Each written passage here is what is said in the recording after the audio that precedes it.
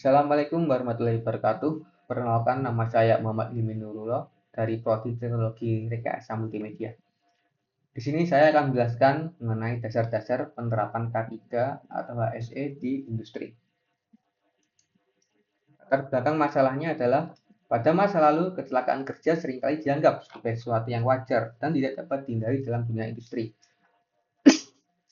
Bahkan dianggap sebagai tumbal kemajuan. Ini dikarenakan rendahnya kesadaran terhadap keselamatan dan kesehatan kerja. Namun pada tahun 1970, kesadaran terhadap K3 mulai tumbuh, khususnya di industri berisiko tinggi seperti migas. Mulai saat itu, terdapat regulasi-regulasi yang mengatur mengenai K3, melalui peraturan dan tata cara bekerja yang aman. Namun meski begitu, tetap saja terjadi kecelakaan yang membuat kerugian besar yang diakibatkan oleh human error maupun bencana alam. Nah, pada puncaknya pada COVID pada tahun 2020, mereka para pekerja itu semakin mengalami kerugian. Nah, mulai saat itu penerapan prinsip K3 mulai semakin diperketat. Tujuan dan manfaat: meningkatkan kesadaran dan pemahaman pekerja serta manajemen tentang pentingnya penerapan K3 di tempat kerja, mengurangi potensi terjadinya kecelakaan atau kerugian, bisa meminimalisir juga, meningkatkan produktivitas pekerja dengan menciptakan lingkungan kerja yang aman dan sehat. Kalau aman pasti nyaman dan produktivitas juga bakal naik. Batasan masalah: kita akan fokus pada bahas penerapan dasar-dasar kesehatan dan keselamatan kerja di sektor industri, analisis terhadap regulasi yang ada dan bagaimana implementasinya dalam praktik di lapangan, penilaian terhadap faktor-faktor penyebab kecelakaan kerja serta upaya untuk mengurangi risikonya.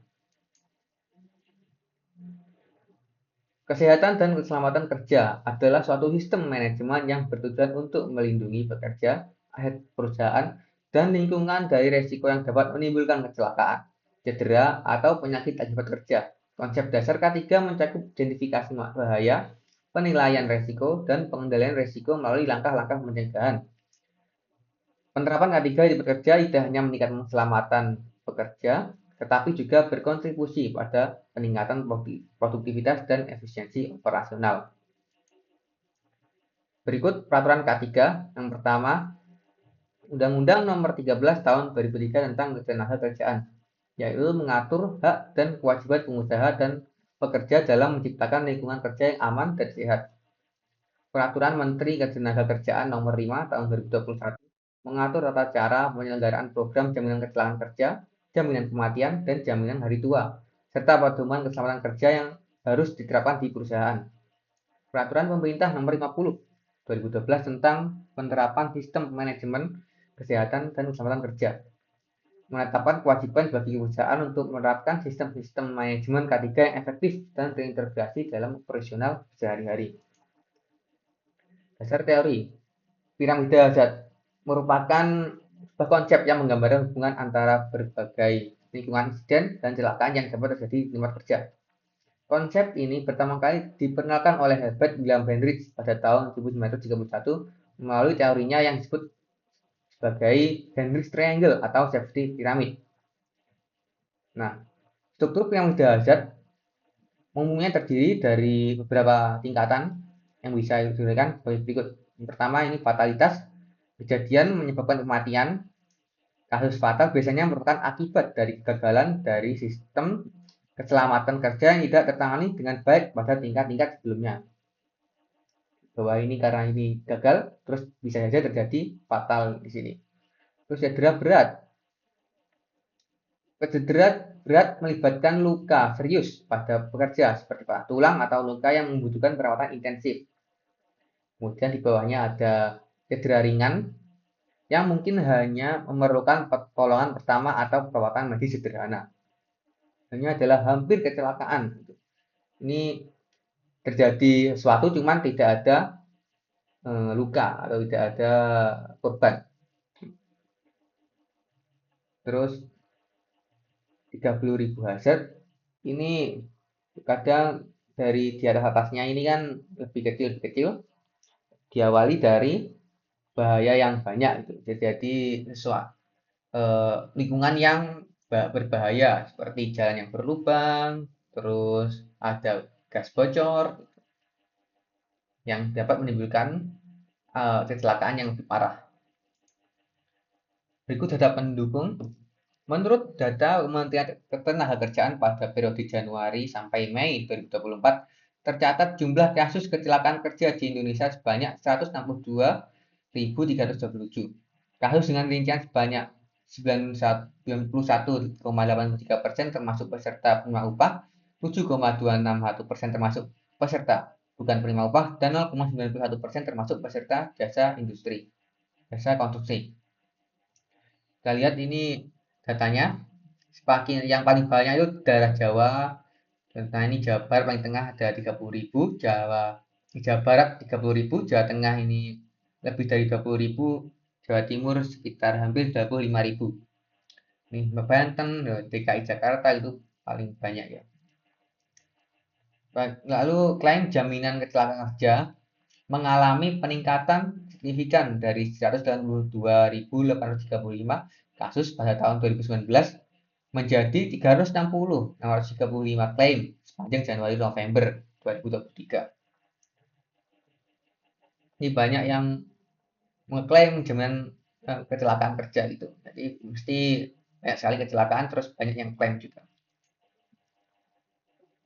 Kita bahkan menganalisis K3 dalam industri dengan metode HIRA, yaitu akronim dari 3 komponen utama dalam manajemen keselamatan dan kesehatan kerja, yaitu hazard identification, risk assessment, dan risk control. Masing-masing komponen ini memiliki peran penting dalam mengidentifikasi, menilai, dan mengendalikan risiko di tempat kerja. Yang pertama adalah hazard identification atau identifikasi masalah. Kita berarti manajemen harus identifikasi masalah. Terus bahaya adalah identifikasi bahayanya. Bahaya adalah segala sesuatu yang berpotensi menimbulkan cedera, penyakit, atau kerugian baik bagi kerja maupun lingkungan. Beberapa caranya seperti rekomendasi komite, terus dari laporan pekerja, bisa dari audit yang diadakan secara berkala, terus observasi kerja secara langsung, investigasi sebuah insiden, atau sejarah keamanan, Pak. Jadi checklist sebelumnya itu ada yang aman di mana, yang bahaya di mana, terus diidentifikasi. Itu bahaya.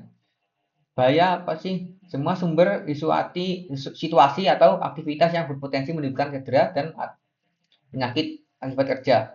Sumbernya bisa manusia yang lalai atau yang kurang mampu, atau yang nggak bertanggung jawab dan lain-lain, mesin yang rusak, material yang tidak bagus, metode yang salah, lingkungan yang rawan.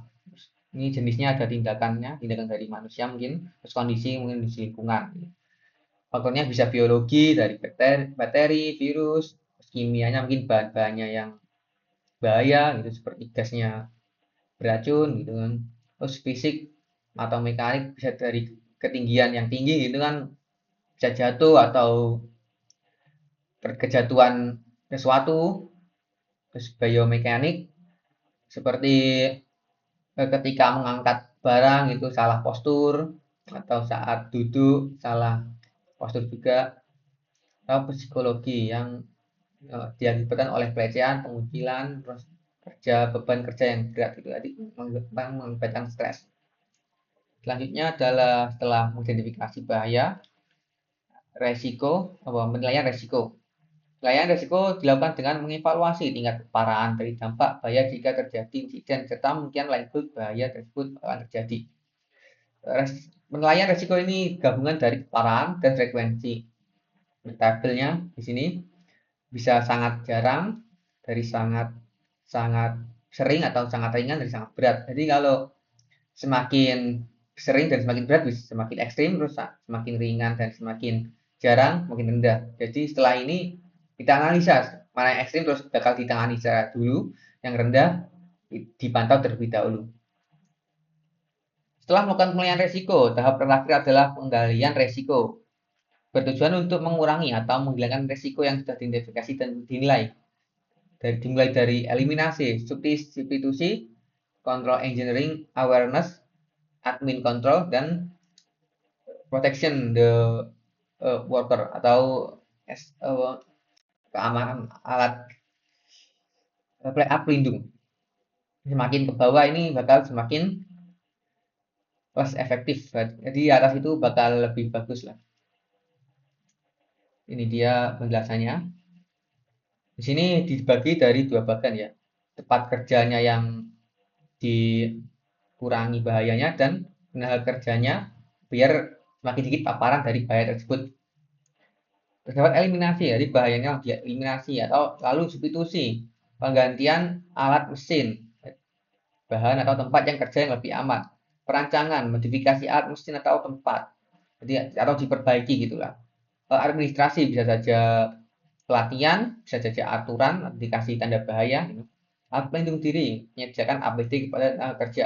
Di sini semakin atas itu semakin efisien, semakin bagus.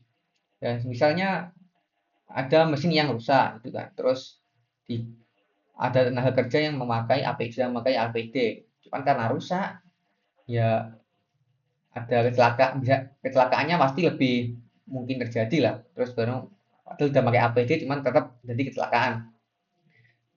Namun bila sebaliknya alatnya bagus terus alat pelindung dirinya kurang itu biasanya jarang lah jadi kecelakaan meskipun eh, pelindung dirinya kurang, cuman untuk jaga-jaga lebih baik dua-duanya tetap saja. Kesimpulan dan saran dengan menerapkan prinsip-prinsip K3 dan memanfaatkan pendekatan seperti bidang-bidang hazard, perusahaan dapat lebih efektif dan dalam mengidentifikasi dan mengurangi resiko yang dapat menyebabkan kecelakaan kerja. Kesadaran dan kepatuhan terhadap prosedur K3 harus ditingkatkan di semua sektor, terutama di industri yang memiliki tingkat risiko tinggi. Pertama, perusahaan harus menyelenggarakan program pelatihan K3 secara berkala untuk semua pekerja, termasuk pelatihan mengenai APD, prosedur darurat. Penting untuk memastikan bahwa setiap individu memahami resiko yang dan cara mencegahnya juga. Lakukan audit keselamatan secara berkala untuk menilai kepatuhan terhadap regulasi K3. Evaluasi harus mencakup peninjauan prosedur keselamatan dan efektivitas sistem manajemen K3 yang diterapkan. Membangun sistem pelaporan yang efektif untuk insiden yang hampir kecelakaan dan hampir kecelakaan. Hal ini akan membantu dalam identifikasi dini potensi bahaya dan langkah pencegahan yang tepat sebelum terjadi kecelakaan. Terakhir, melibatkan pekerja juga dalam proses pengambilan keputusan terkait keselamatan kerja. Karena pekerja ini berhadapan langsung dengan uh, lapangan, jadi lebih, jadi wawasannya atau pengetahuan juga pasti lebih tahu lah, gitu. Lebih perlu didengarkan juga. Berikut cukup dari saya untuk penjelasan dasar-dasar K3 di sektor industri. Bila ada kurang lebihnya mohon maaf. Assalamualaikum warahmatullahi wabarakatuh.